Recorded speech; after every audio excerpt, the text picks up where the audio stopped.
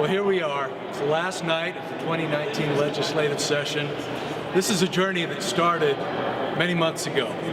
Last summer, we started working on the budget, getting ready to introduce it to GOMB. We've worked every month with our interim committee on bills, sharing information with them. We've gone through this grueling 2 months of the legislative session, and here we are.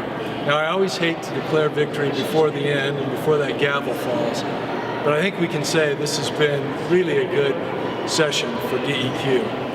And a lot of that is due to my counterpart here, Scott Baird, who was coordinating our legislative strategy and is really the eye candy for this video.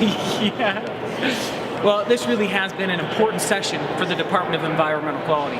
Of particular note was the reauthorization of several of our programs, including the Used Oil Management Act, the Solid and Hazardous Waste Act, the Air Conservation Act, and the Safe Drinking Water Act. In my mind, this is a clear demonstration from the legislature of the support of our program and of the importance of our mission in safeguarding and improving Utah's air, land, and water. Now, as it relates to the environment, there were a few important developments this session. One, as we anticipated coming into this session, was the tire recycling amendments. This provides more money to our communities to clean up waste tire piles throughout the state. We're happy to see that finally pass after several sessions. Additionally, in response to many of the concerns around the development of the inland port, came the environmental quality monitoring amendments.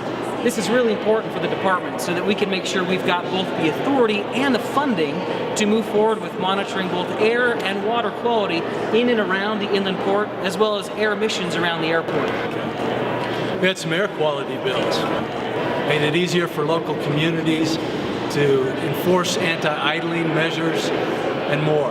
There was a bill, radioactive waste amendments, that was controversial. And we worked very hard on that bill to ensure that any new waste streams coming into the state have to go through a really robust review to protect public safety and the public purse. The federal government would have to take over long-term perpetual stewardship and financial responsibility for that waste before it could come into the state. We also had a number of appropriations, and a lot of what the legislature does is fund our programs and fund the priorities of the state.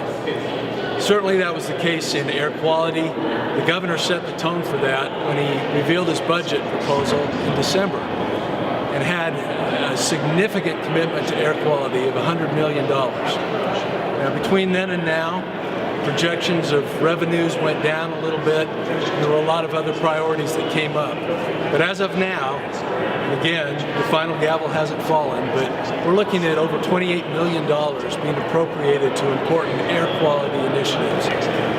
Yeah, in addition to the air quality, we had perhaps one of the department's highest prioritized budget issues was harmful algal blooms and ongoing funding to make sure that as a department we can be responsive and proactive as we address harmful algal blooms across the state. Now, as Alan said, we're not quite done, but we're almost there. Before we end, we just have to express our gratitude for so many, our employees at DEQ that really are the data and the brains behind everything that we communicate up here on the Hill, and for so many partners, both industry, our customers, as well as advocacy groups that have worked with us to make sure that we can move forward addressing environmental issues in the state. So thank you to all of you in the participation in committee meetings, testifying, helping us with information, and sharing that with legislators on the Hill. Yeah, this is a team effort. All of you did great. We appreciate those in the community, those from DEQ, Scott, our division directors, and others. This has been great. Now, we're going to probably go to bed pretty late tonight, but I can guarantee you when we get up tomorrow, we'll start preparing for legislative session 2020. Thanks.